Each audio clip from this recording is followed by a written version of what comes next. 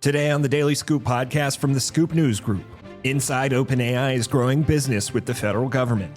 Katrina Mulligan, OpenAI's national security leader, joins the Daily Scoop to discuss how the company is vying to be a key player in the federal government's adoption of AI for high-risk missions.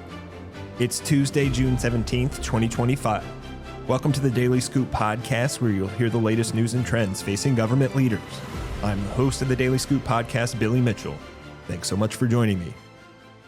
Let's dive into the day's top headlines. The Department of the Interior is evaluating the use of artificial intelligence as a potential tool to alleviate the backlog of probate cases it manages in tribal communities, per comments from Secretary Doug Burgum and an agency spokesperson. The agency spokesperson told FedScoop that, quote, AI technology is being explored to further streamline the probate workflow, especially in the realm of data entry and the ability to search multiple databases to find individuals, and it's an ongoing internal process. The backlog of probate cases is a long-time issue for the department that stems from the process through which portions of tribal reservations, known as parcels, are inherited, per a 2024 Congressional Research Service report.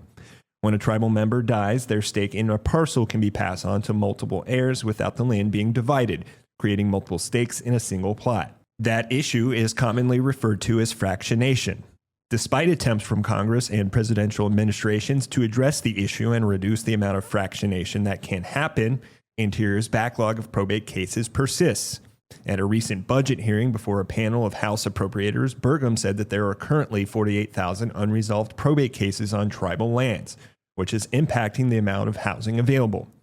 Officials said that AI could be used to, quote, track and monitor complete probate packages and identify various types of estate distributions, read birth and death certificates to assist with data entry, scan historical data for accuracy, determine if a document has been altered, and scan documents to make sure that a probate package is complete before it's filled with Interior's Office of Hearings and Appeals. In other news, Michael Boyce, the inaugural leader of the Department of Homeland Security's AI Corps, has left the position and joined U.S. Digital Response, a nonprofit that works with government agencies on technical projects on a pro bono basis. Boyce, who stepped down from DHS in April, said in an interview with FedScoop that he'll be an AI lead and generative AI technologist in residence at USDR, focused on helping state and local governments deploy AI, drawing on lessons learned from his time at DHS. Boyce's exit comes amid an exodus of tech talent throughout the Trump administration, which is focused on reducing the workforce and pivoting from the top priorities of the Biden administration. While both administrations have focused on artificial intelligence, they've taken different tracks.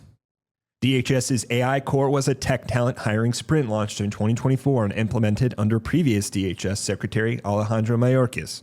The program received more than 14,000 job applications and had brought on about 50 staffers by the beginning of the Trump administration, Boyce said. Boyce also argued that the program succeeded and collaborated with many DHS components, including Immigration and Customs Enforcement, Customs and Border Protection, and United States Citizenship and Immigration Services, as well as the Office of Procurement at headquarters. Last winter, the Corps helped release DHS Chat, a generative AI platform that the department recently encouraged staffers to use instead of commercial generative AI platforms. Boyce told FedScoop that early surveys of the tool show that it saved workers on average 30 minutes a day. He also said that while the AI Corps had made significant progress, under the new administration, he felt opportunities were narrowing to deliver AI in the iterative, user-focused way that he cared about. Since the Trump administration took office, a number of people in the AI Corps have resigned or taken the deferred resignation offer. Boyce, however, emphasized that no staff were fired while he was there. For more news at the intersection of the federal government and technology, make sure to visit fedscoop.com. OpenAI has made massive strides in recent months to position itself as a leading provider of foundational AI to the federal government. In fact, just on Monday, the company launched what it's calling OpenAI for Government, a new initiative focused on bringing its most advanced AI tools to public servants across the United States. A key driver of that work has been Katrina Mulligan, the head of the company's national security policy and partnerships, who joined the Daily Scoop from the sidelines of the Special Competitive Studies Project's AI+Expo in Washington, D.C. earlier in June.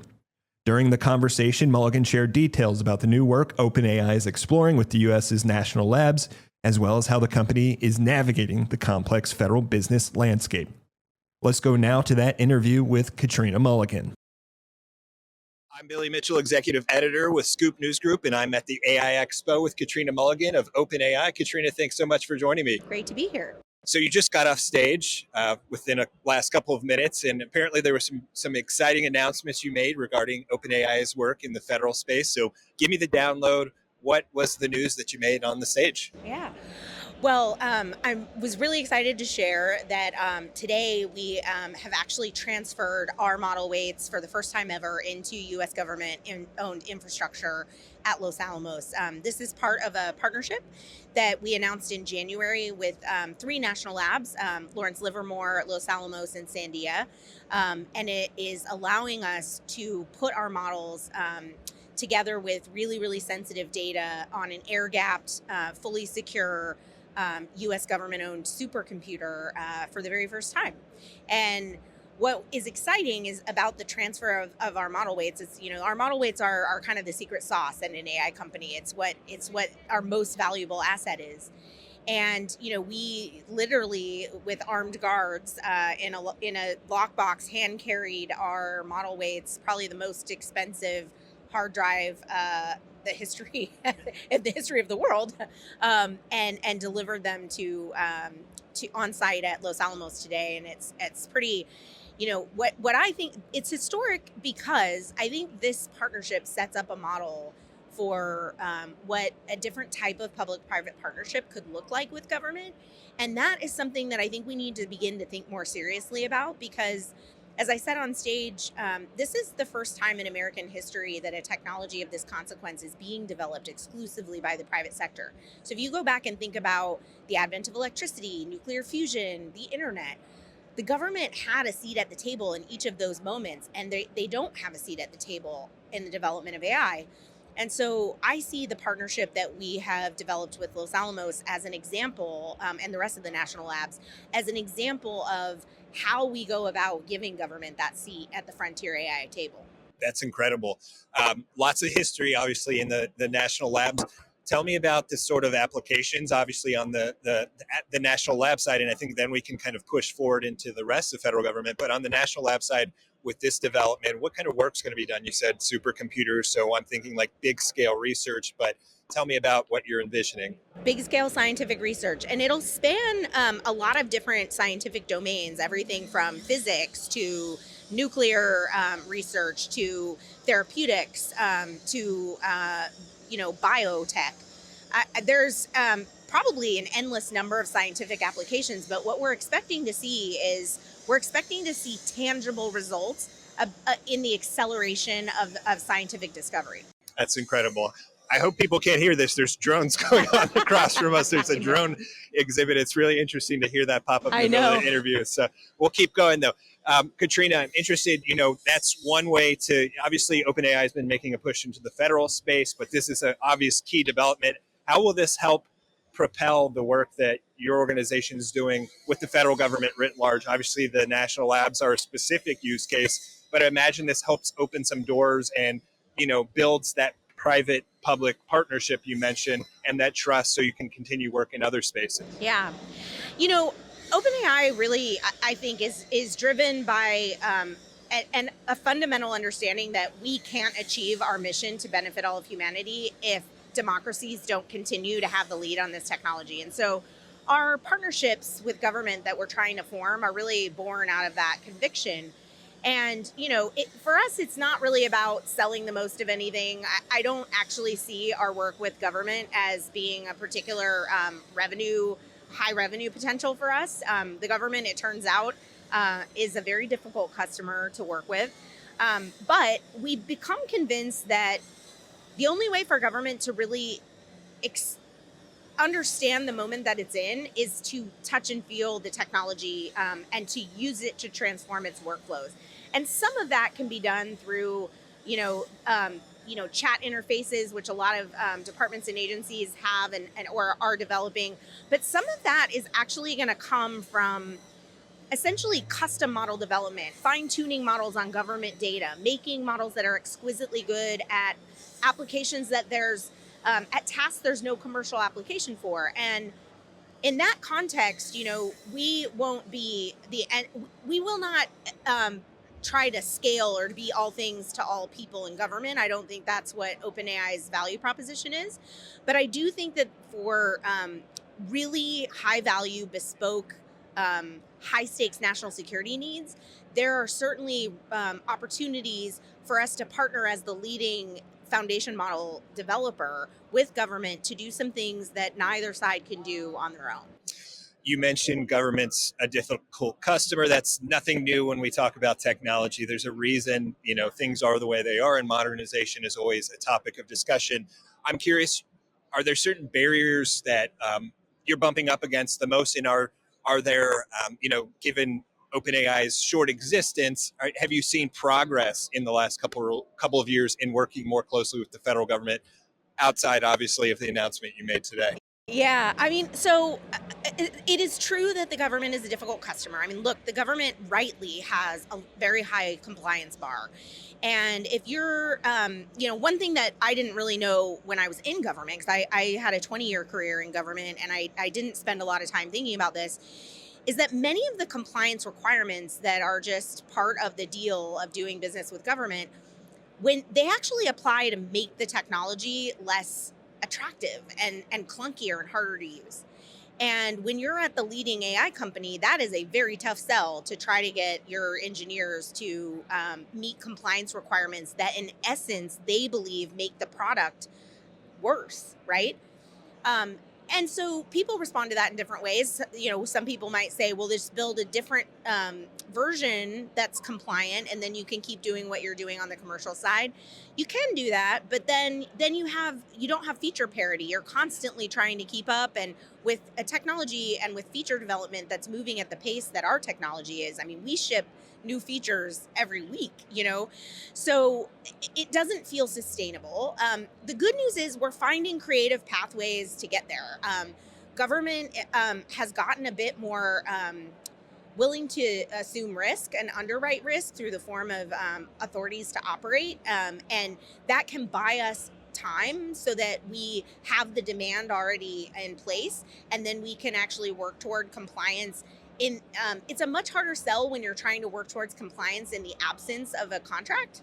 And so, having government be willing to underwrite a little bit of risk, to create time for and incentives for companies like mine to make the investments in compliance that they need to make. Like, I'm seeing the beginnings of progress there, and I think it's a place that government should lean in more heavily. That's great. Last question. You mentioned you've been with OpenAI for about a year and a half. On the longer end, you're OG at OpenAI. Tell me about, your role, why they brought you on, and particularly like how you can be a pathfinder into this federal government space, because as we were talking about earlier, it's not, if you don't know this space, it can be very perplexing, complex, hard to break into, and different. So what is your role in sort of making that foray into the federal space? Well, I was brought on at OpenAI as their first hire to do national security work, and that happened really out of a recognition that this was a really important place, an intersection for this technology and our company, and I give our leadership a lot of credit for prioritizing it way back when they did, because they it wasn't an obvious decision for them at the time that they made it, and I think the National Labs partnership is actually a direct result of their decision to bring somebody on who actually had national security expertise. Now we're sort of beginning to pivot as I stand up this team that's going to be doing, it's going to be called OpenAI for Government, and we're going to be doing a lot more to proactively identify the kinds of partnerships that we want to have with government, and build the right engineering and product resources to support it. Like I said earlier, we're not going to try to do all things for all people. There will be amazing applications of AI that will be built by an entire industry of folks who have a lot of expertise in working with government. So we're really trying to lean in to our unique advantage as a foundational AI model developer and do things that really only we can do, custom model work, really helping government to have that seat at the frontier AI table. And, I think that there's plenty of ways. One of my dream projects is working with the Department of Defense and the Defense Health Agency to take all the amazing lessons that we're learning from the health industry and leverage them to transform the way that military service members and their families receive healthcare, for example.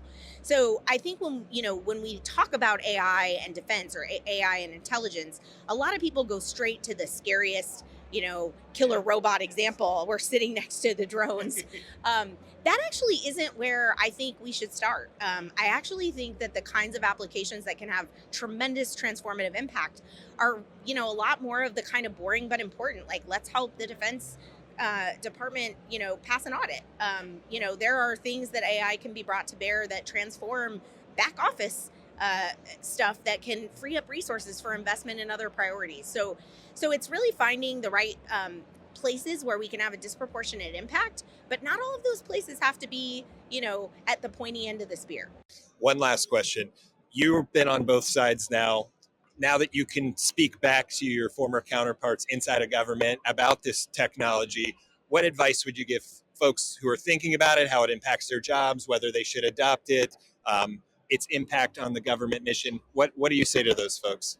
Yeah, the biggest thing I would say is you do not get fit by reading about working out, and you do not get good at AI or even understand what it's capable of if you aren't using it. And I'm not saying go download it on your government computer without permission, but I am saying use it in your daily life. If you love, fixing up, old cars, like use it for that. If you want to do your meal planning, use it for that. To get the reps and sets of using the technology for whatever it is that you can use it for, you will be able to imagine with so much more clarity the way that it could transform your workflows. And when we do get past the compliance hurdles, and we eventually will, and you have it at your fingertips, you will be a better user and evangelizer about the value of this technology in your workplace. Fantastic advice. Katrina, thank you so much for your time. Thank you. Thanks so much for tuning in to another episode of the Daily Scoop podcast, available on all podcast platforms. If you've already rated the podcast on your platform of choice, thanks so much. High ratings and good reviews of the show help more people to find it. The Daily Scoop podcast is a production of the Scoop News Group in Washington, D.C. Adam Butler and Carlin Fisher help put the show together, and the entire Scoop News Group team contributes. We'll be back tomorrow with more top headlines. Until then, I'm your host, as always, Billy Mitchell. Thanks so much for listening.